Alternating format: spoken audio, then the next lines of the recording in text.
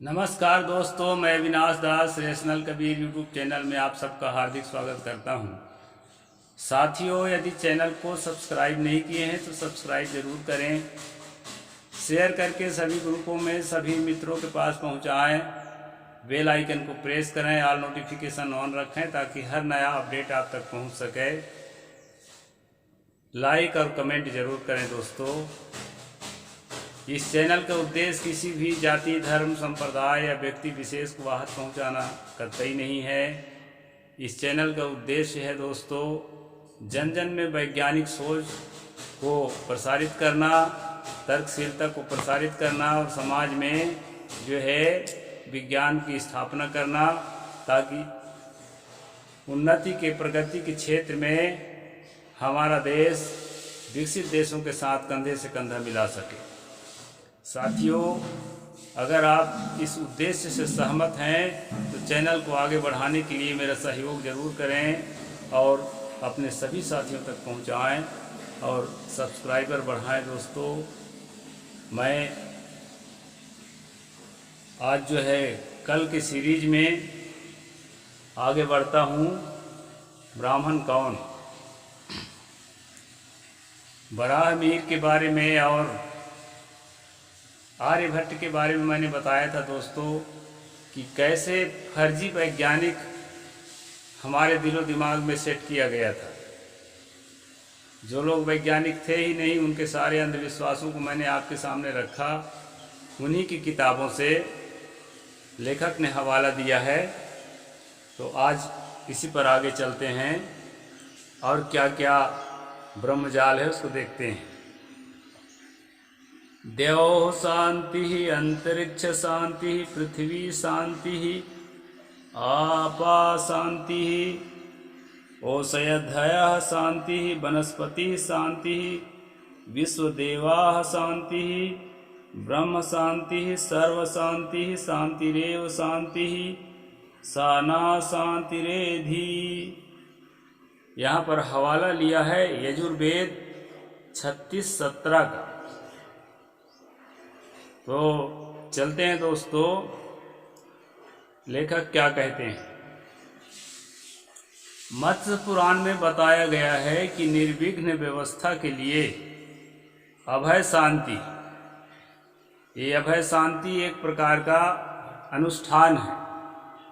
इसको करने के बाद जो है आपका व्यवस्था निर्विघ्न हो जाएगी। राज्य व्यवस्था हो या घर की व्यवस्था हो, उसमें किसी भी प्रकार की बाधाएं नहीं आएगी। साथियों, मैं अपना संस्मरण बताता हूँ। मैं चरोटा में रहता हूँ और पास में अक्तई गांव है। वहाँ पर एक युवराज चंद्राकर जी, जो आज दुनिया में नहीं हैं, वो बहुत बड़े आदमी हैं, धन रुपया से, पैसा से, और सीधे सरल आदमी थे। उनके पास मेरा आना जाना था, अच्छा प्रेम था। आपको अचरज होगा कि जो उन्होंने भवन बनाया है, उस भवन को बनाने में 12 साल लग गए। और जो है वो 1-2 फीट ईंटा जोड़ने के बाद पुरोहितों से, वास्तुशास्त्रियों से फिर लगन शोधवाते थे, फिर आगे बढ़ते थे। इस तरह से उनको जो है बरसों लग गए उस मकान को बनाने में। और साथियों, खेत के साथ मुझे कहना पड़ रहा है कि जिस साल भवन बन के तैयार हुआ, उसी साल खेत जाते हुए नरक उसमें क्या कहते हैं, नहर में लुढ़क कर गिर गए और उठे ही नहीं। वहीं पूरा हो गया जीवन।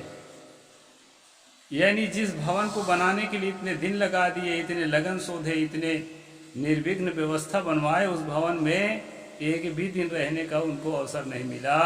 उनके बच्चों ने उसका ओपनिंग करवाया। साथियों, मैं आता जाता जरूर था और समझाता भी था रेशनैलिटी की ओर, उनको जोड़ने का कोशिश भी करता था, लेकिन उन्होंने मेरी बात मानी नहीं। प्रेम करते थे, दान भी देते थे, रुपया पैसा भी देते थे, लेकिन कभी उन्होंने अपने मार्ग को बदला नहीं। ये प्रत्यक्ष घटना मैं बता रहा हूँ।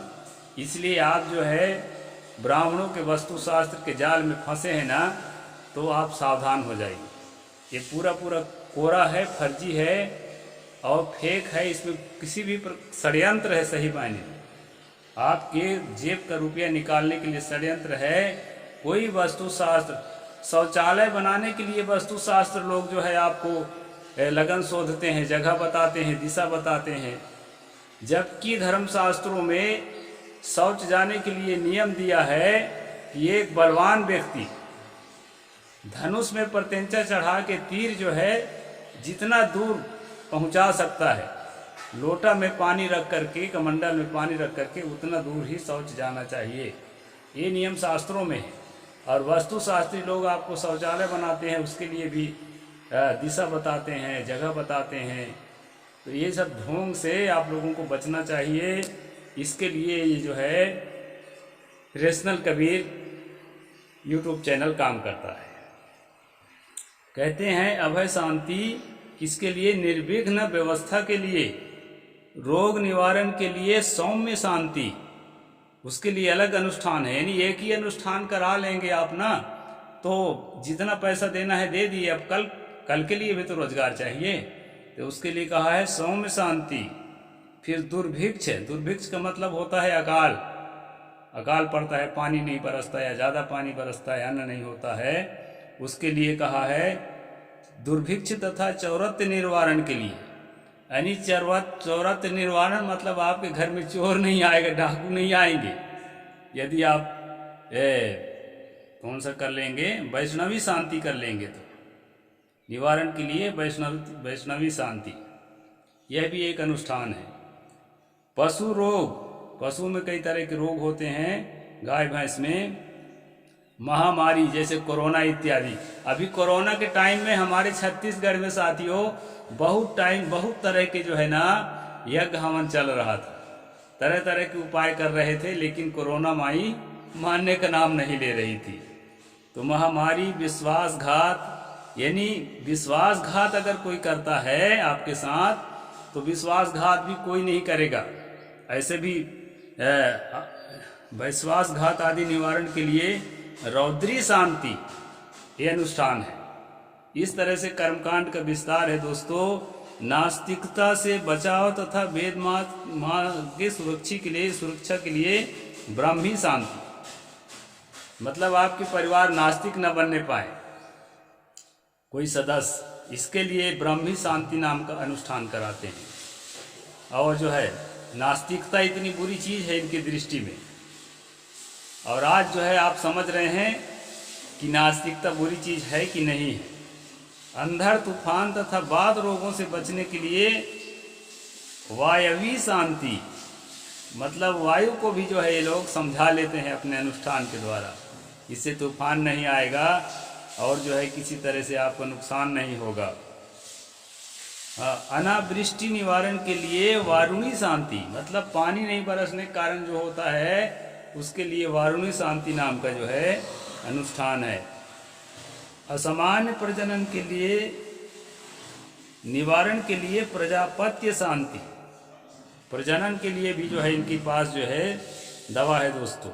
हथियारों की असामान्य दशा में सुधार के लिए त्वाष्टि शांति, बच्चों के लिए कौमारी शांति, अग्नि के लिए अग्नेय शांति, आज्ञा उल्लंघन में पत्नी एवं नौकरों के नाश में या घोड़ों के लिए गांधारवी शांति, यानी घोड़ा भी आपके बस में रहेंगे, पत्नी भी आपके बस में रहेगी, नौकर भी आपके बस में रहेंगे, आपके कहे पर चलेंगे, अपने मन से कुछ नहीं करेंगे। यानी जानवर को, घोड़ा को और पत्नी को सबको बस में रखने के लिए ये जो है गंधर्वी शांति। हाथियों के बीमारी निवारण के लिए अंगिरसी शांति, पिशाचों से बचने के लिए नैऋत्री शांति, मृत्यु दुस्वप्न की घटनाओं से याज्ञा शांति, धन हानि से कौकेरी शांति आदि, पेड़ पौधे नष्ट हो रहे हों तो पार्थवी शांति, ज्येष्ठा या अनुराधा नक्षत्र में उत्पात होते हैं तो ऐन्द्रिय शांति की जाती है। ये अनुष्ठानों के प्रकार है दोस्तों। उदक शांति, महाशांति, अमृता महाशांति आदि का बड़ा बड़ा प्रपंच ब्राह्मणों ने रच डाला है, क्योंकि वेद और वैदिक साहित्य में भी स्वर्ग, अंतरिक्ष, पृथ्वी, जल, औषध, वनस्पति, विश्वदेव आदि सबको शांत करने की बात की गई है। यानी जिनको ज्ञान का भंडार कहते हैं आर्य समाजी लोग वेद को, तो वेद में भी अंधविश्वास है। ये जो है वेद में जीवित मनुष्यों की तरह ट्रीट किया गया है, पृथ्वी के साथ, जल के साथ, औषधि के साथ, वनस्पति के साथ, विश्वदेव के साथ इनको जो है कहा गया है कि ये प्रकोपित होते हैं और इनको प्रकोप को शांत करने के लिए इनको अनुष्ठान किया जाए। इसलिए दोस्तों ये ब्राह्मण व्यापार के अलावा वेद से लेकर के और रामचरितमानस तक आपको कोई भी ग्रंथ नहीं मिलेंगे कि उसमें ब्राह्मण व्यापार को बढ़ावा नहीं दिया गया हो। नवजात बच्चा मूल गणंत में पड़ गया है, 27 में पड़ गया है।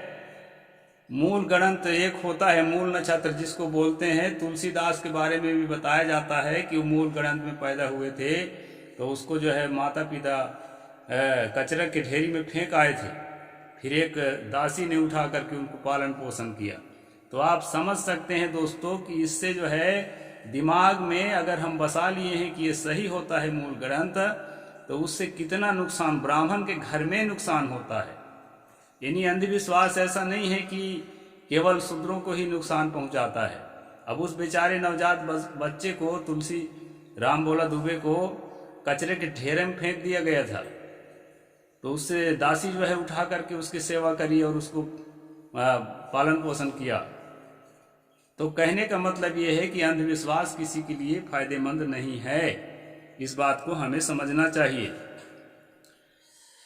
एक संस्मरण इस पर भी मैं बता सकता हूँ कि एक जो है एक छमन विश्वकर्मा जी हैं, वो कम से कम नहीं तो 30-32 हजार रुपये खर्च कर चुके थे बच्चे के मूल ग्रंथ के नाम से, और पंडित बदल बदल कर लाते थे, और घर में कुछ न कुछ अनिष्ट होता रहता था।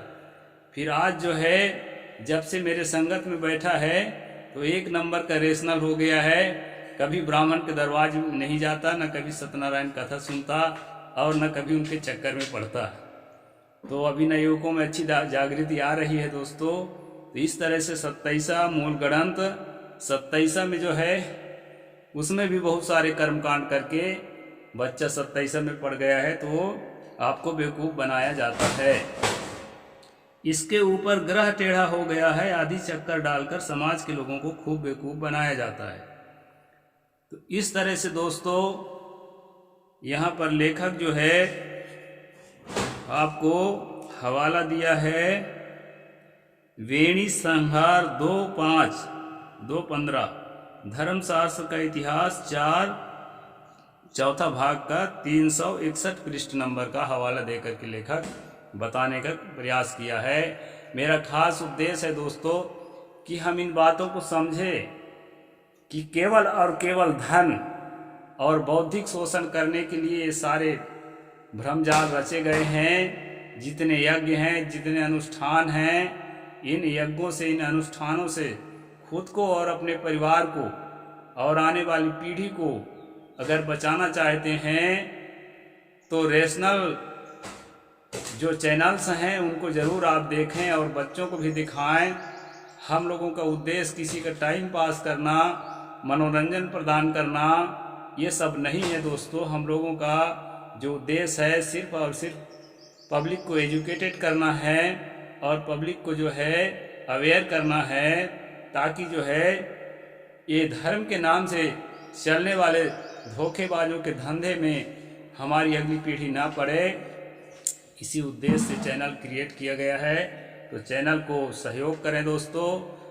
और मैं आर्थिक सहयोग के लिए तो कहता नहीं हूँ, कम से कम आर्थिक भी करें तो अच्छा है, लेकिन नहीं करते हैं तो कम से कम आप जो है चैनल को अधिक से अधिक अपने साथियों तक पहुँचाएँ, ताकि जो है देश अवेयर हो सके और इन ढोंगियों से, धंधेबाजों से जो धर्म के नाम पर धंधा करते हैं, हमारी अगली पीढ़ियां बच सके और अच्छे रास्ते में, शिक्षा के रास्ते में, जागृति के रास्ते में, पवित्रता के रास्ते में और अपने मनोदशा को साधना द्वारा पवित्र करके और सहज अवस्था को समझने के रास्ते में चलें, निर्वाण अवस्था को समझने के रास्ते में चलें।